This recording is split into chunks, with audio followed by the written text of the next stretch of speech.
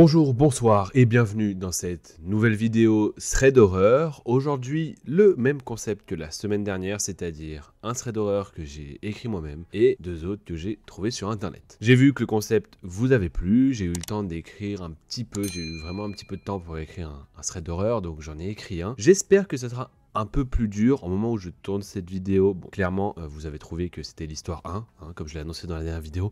Mais bon, j'espère que cette fois-ci sera un peu plus dur. J'ai écouté un peu vos conseils, j'ai lu un peu vos commentaires. En tout cas, merci beaucoup pour vos retours. Sur ce, on est parti pour 3 threads d'horreur. Venez avec moi, let's go.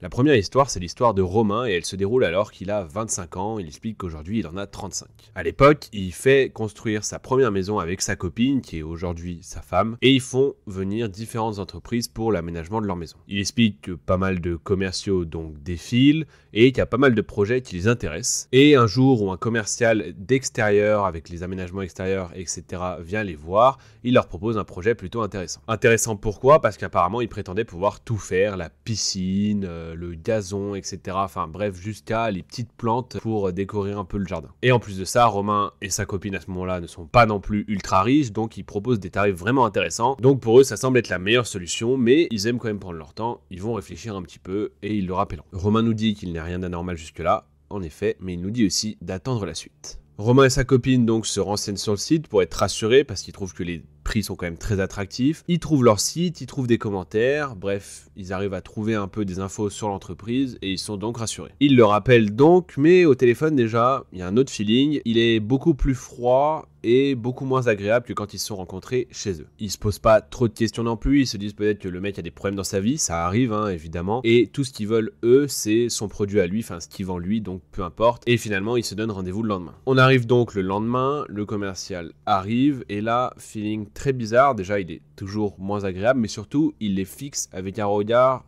très désagréable. Bref, Romain et sa copine le font entrer, ils lui expliquent un peu ce qu'ils veulent et ce qu'ils ont compris, ils lui répètent un peu ce qu'il avait expliqué l'autre jour quand il est passé les voir et il se contente de dire un peu oui à tout mais assez froidement. Et le commercial enchaîne simplement en disant qu'il peut commencer les travaux dès demain, donc bon, très rapide mais c'est pas sans arranger donc Romain et sa copine, mais qu'il aura besoin donc d'un accès total à la maison pour pouvoir brancher ses outils, etc. Romain et sa copine acceptent, le commercial viendra donc demain pour commencer les travaux, même s'ils sont pas très à l'aise, ils le réexpliquent, ils sont quand même rassurés par les recherches qu'ils ont fait en amont, de savoir que l'entreprise existe vraiment, etc. On se retrouve donc le lendemain, le commercial arrive avec beaucoup d'outils. Romain explique qu'il s'y connaît pas trop en bricolage, mais qu'il a l'impression qu'il y a des outils qui servent pas à grand chose. Bref, il se dit sûrement que c'est justement parce qu'il s'y connaît pas trop. Mais il explique aussi que ça aurait dû être un premier drapeau rouge. Finalement, Romain et sa copine partent travailler et pendant la journée, nouveau drapeau rouge. En fait, il parle donc de cette entreprise avec ses collègues et il semblerait que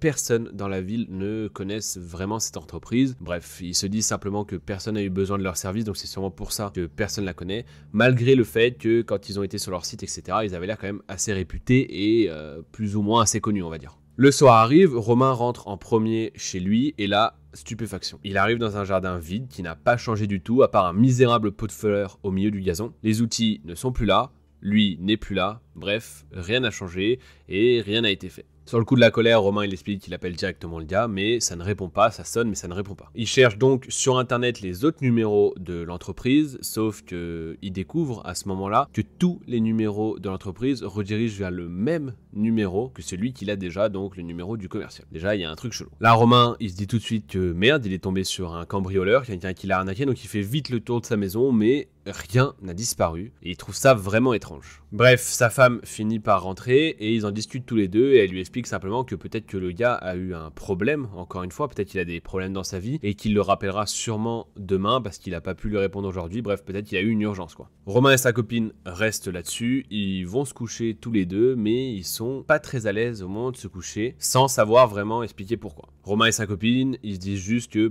peut-être que c'est à cause de ce qui s'est passé, ça met un mauvais feeling, un mauvais mood mood en fait, donc c'est sûrement pour ça qu'ils se sentent mal à l'aise. Bref, ils finissent par s'endormir et à un moment dans la nuit, Romain se réveille, mais sa femme n'est plus à côté de lui. Il se dit sûrement qu'elle est partie aux toilettes, sauf qu'il entend un téléphone vibrer et il explique que c'est pas le sien, mais que c'est sûrement celui de sa femme, mais que ça vient plutôt du sol, donc son téléphone a dû tomber. Donc Romain, pour arrêter le vibreur, tend la main en dehors du lit pour essayer de trouver et d'attraper le téléphone, sauf qu'à ce moment-là, il va toucher quelque chose qui va lui glacer le sang. Il explique qu'il a l'impression de toucher un bras ou une main en dessous de son lit. Là, Romain, il se fige, il y a plein d'idées qui fusent dans sa tête, jusqu'à ce que cette main ou ce bras, il ait l'impression qu'il tente de le saisir. Romain, il bondit du lit de peur, il court vers le couloir, au même moment, il entend sa femme qui est en train de revenir des toilettes, il lui hurle de quitter la maison. Romain rattrape donc sa copine dans le couloir. Elle est totalement terrifiée de pas savoir ce qui se passe, de pas comprendre. En fait, elle est en pleine nuit, elle vient d'aller pisser et d'un coup, là, il faut quitter la maison. Bref, elle est totalement choquée. Romain l'attrape et la traîne jusqu'à dehors sans lui expliquer quoi que ce soit. Il a pas le temps, en fait. Il faut vite sortir de la maison. Et en même temps, ça se comprend.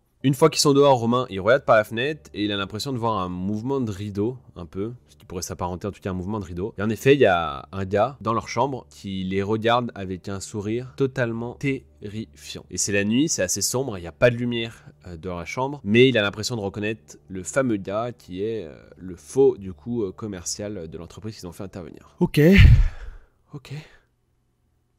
Bah voilà, hein, ne faites plus intervenir de commerciaux chez vous. Je sais pas quoi dire d'autre comme morale parce que putain ça fait flipper. Hein. Bref, Romain, il appelle la police, elle débarque très très vite, elle fouille les lieux, etc. Elle trouve un téléphone avec un seul numéro, celui de Romain écrit victime. Très rassurant, et une sorte de gros couteau de cuisine qui n'appartient évidemment pas à Romain et à sa copine. Ils sont tous les deux terrorisés de la situation, vraiment ils sont choqués, et ils partent du coup pour la nuit dormir ailleurs. Finalement la police a un peu enquêté sur cette affaire, et il se trouve que le site lui-même était fictif. Là, Romain il explique qu'il tombe de très haut, et il comprend qu'en fait tout a été créé pour piéger les gens, en fait du coup, pour pas faire des choses très sympas, j'imagine, hein, quand il y a un gars que vous connaissez pas qui se cache sous votre lit avec un couteau et un téléphone avec écrit victime dedans. Je sais pas, vous me direz, peut-être que ça vous arrive tous les jours, mais encore une fois, si ça vous arrive tous les jours, peut-être quittez l'endroit où vous êtes, hein. Plusieurs mois après, la police explique qu'il n'y a toujours aucune trace de cette personne qui a été arrêtée ou quoi que ce soit, bref, ils savent pas du tout qui c'est. Et aujourd'hui encore, Romain et sa copine se demandent ce qui aurait pu se passer et ce qui aurait pu leur arriver si Romain s'était pas réveillé pile poil à ce moment-là pour essayer de choper le téléphone, etc. Bref, beaucoup de hasards qui, grosso modo, leur ont sauvé la vie peut-être. Même si on se doute que bon, il allait pas couper un steak à côté d'eux et voilà, leur faire « Hello, je suis le cuisinier, vous voulez un morceau de poulet ?» Non, je pense pas. C'était ma pire imitation de toute ma vie. C'est bon? Sur cette transition incroyable, on passe à l'histoire 2. La prochaine histoire, c'est l'histoire de Corentin et il explique qu'elle s'est passée il y a quelques années. Corentin nous explique qu'il habitait il y a quelques années donc dans une petite maison qui avait une sorte de porte très lourde à l'arrière de sa maison qui était donc en bois et qui du coup avec la pluie souvent gonflait et était donc difficile à fermer correctement. Bref, Corentin il passe une soirée normale on va dire avec sa copine de base, il regarde Netflix, il s'installe, bref il vit sa meilleure vie. Finalement Corentin il finit par s'endormir sur le canapé devant sa série, il tombe vraiment de fatigue, sauf qu'au bout d'un moment il est réveillé par un bruit qui lui semble être la porte justement arrière, vous savez la porte qui gonfle avec la pluie, parce que évidemment comme elle est difficile à fermer, souvent elle est ouverte et c'est ça qui le réveille, il a l'impression que quelqu'un est en train d'ouvrir cette porte. Il explique que sa série est toujours en cours, hein, qu'il y a toujours Netflix qui tourne sur la télé, donc bref il ouvre les yeux, il est dans les vapes et au moment où il ouvre les yeux, il a l'impression de voir une silhouette qui passe dans le couloir. Bref, Corentin il est encore dans les vapes, il se dit que peut-être c'est sa copine, hein, tout simplement. Surtout que la silhouette avait pas l'air très grande, bref ça pourrait correspondre un peu aux proportions on va dire de sa copine. Corentin il explique qu'il est totalement nu dans son canapé sous un plaid et du coup il appelle sa copine en lui disant bah viens rejoins-moi, sauf qu'en fait ce que Corentin ne se souvient pas c'est que sa copine est partie déjà depuis plusieurs heures avant qu'il s'endorme, voilà. Peut-être qu'elle lui fait une surprise, je pense pas. Bref, il est toujours dans cet état très végétatif, on va dire, très endormi, et il continue à essayer d'ouvrir les yeux, un peu de force, etc. Et là, il voit toujours la silhouette juste devant l'entrée du salon où il se trouve, qui est en train de le fixer, mais toujours très dans l'obscurité. Corentin il enlève son plaid, il va pour se lever, etc. Bon, je vous rappelle qu'il est à poil, hein. Et il recommence en pensant que c'est sa copine, il dit « Bah viens bébé, viens ». Et là, il explique que la personne qui est dans le couloir fait un pas de recul et disparaît encore un peu plus dans l'obscurité. Là, il comprend, en tout cas, il commence à comprendre, parce que son cerveau commence à comprendre que c'est quand même un peu chelou, sachant qu'il ne se rappelle toujours pas que sa copine est partie depuis plusieurs heures. Il commence à comprendre qu'il y a un truc bizarre. Sauf qu'au moment où il se lève, Corentin il explique qu'il est très grand et en plus il est tout nu. Il voit la silhouette qui d'un coup se met à courir et ressort par la porte arrière. Écoute, tant mieux, je pense que Corentin avec son engin et sa grande taille, je sais pas si les deux sont liés, bref, a sûrement dû dissuader la personne qui était dans sa maison et qui fait clairement flipper en fait. Voilà. Bref, Corentin, il se réveille encore un peu, il va vers la porte arrière, il comprend toujours pas ce qui vient de se passer en fait, et il voit que la porte arrière est en effet grande ouverte, et il explique que malgré ce côté humour où il était nu et que ça l'a fait fuir et tout, il sait pas trop ce qui aurait pu lui arriver juste parce qu'il avait pas envie de fermer cette porte vu qu'elle est difficile à fermer. Donc voilà, morale de l'histoire, fermez toujours vos portes arrière, même si c'est des portes en bois qui gonflent. Et sinon, bloquez-les, faites un truc, mettez des pièges, préparez un fusil, je sais pas moi, enfermez-vous... Je suis à court de conseils là, désolé. Bref, Corentin il comprend très bien que cette personne n'était sûrement pas venue non plus pour lui faire un câlin. Hein. C'était clairement pas sa copine du coup. Et que c'était sûrement un cambrioleur, etc. Au mieux, en espérant que ce soit pas un taré qui soit venu, on ne sait pas trop pourquoi. Bref, sur cette encore transition incroyable, on passe à la troisième histoire. La prochaine histoire, c'est l'histoire d'Aurélie et elle s'est déroulée alors qu'elle avait 13 ans. Elle nous explique qu'aujourd'hui, elle en a 22. C'était lors d'un voyage donc avec ses parents en Turquie où ils étaient en fait dans un hôtel tout compris, donc all inclusive, et ils profitaient vachement des vacances. Bref, tout se passe très bien, un très beau voyage en Turquie. Aurélie nous explique donc que c'est un hôtel avec énormément de monde, il y a plein de touristes et au milieu de ces touristes, il y a une sorte de gars, voilà. Il y a un gars à peu près de 20 ans. Elle estime 20 ans, qui la fixe depuis déjà plusieurs jours, souvent quand ils sont dans le hall, quand ils sont dans l'hôtel, bref, de manière un peu désagréable, je pense que vous voyez ce que je veux dire. Comme Aurélie, elle se sent mal à l'aise, à un moment quand elle le croise, elle lui demande comment ça va, pour être polie, pour aussi briser un peu la glace, ce malaise là un peu que toujours il la fixe, etc. Elle explique que c'était un très mauvais choix, parce qu'elle pense qu'il a peut-être cru quelque chose, vu que les jours d'après, peu importe où elle allait dans l'hôtel, même peu importe où elle allait à l'extérieur, il apparaissait forcément quelque part, un petit peu creepy. Elle explique Aurélie en plus que c'est même pas pour flirter ou venir le voir en fait, c'est vraiment, il se cache dans un coin et il l'observe. Alors des fois elle le voit accroché à un mur comme ça, tel un titan quoi. Voilà.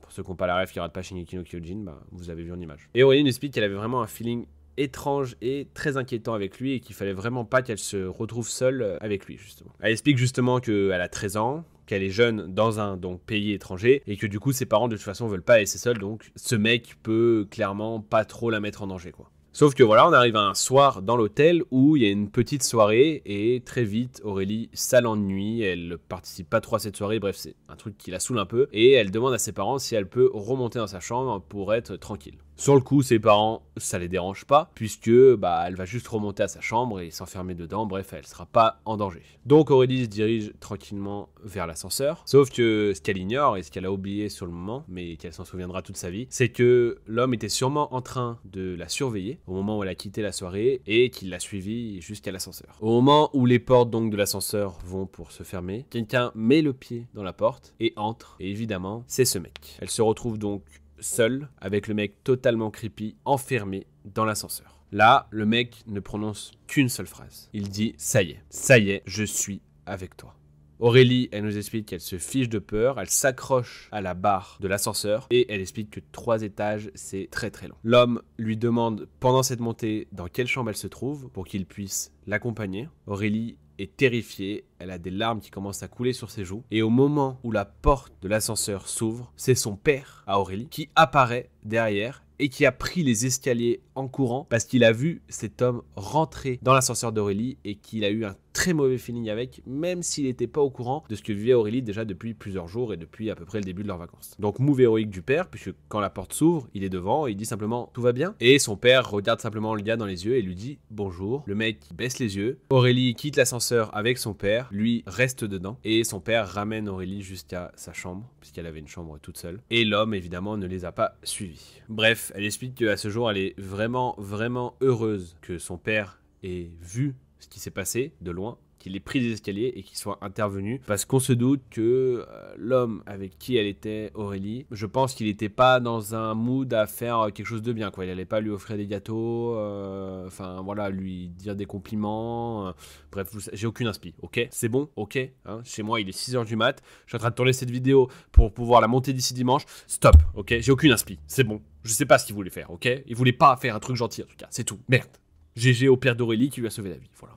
GG à lui, bisous. On lui dit GG dans les commentaires, merci la famille. Non, c'était pas la outro évidemment, on va faire une vraie outro, celle où vous quittez tous la vidéo, donc il ne sert à rien, mais c'est pas grave, on va quand même la faire. Et voilà, du coup, c'est déjà la fin de ces 3 threads d'horreur. J'espère qu'ils vous ont plu. N'hésitez pas à me dire dans les commentaires si ça vous a plu, évidemment. Et surtout, n'oubliez pas le petit sondage dans l'onglet communauté pour me dire quelle histoire j'ai bien pu inventer. Si j'en ai inventé une. Niveau supérieur activé. Maintenant, il faut trouver laquelle, mais même si on a une. Parce que j'ai vu qu'il y en a certains dans la dernière vidéo qui ont mis aucune. J'avais mis la petite question aucune. Que je me suis dit, peut-être qu'il y en a qui vont penser que j'en ai inventé aucune.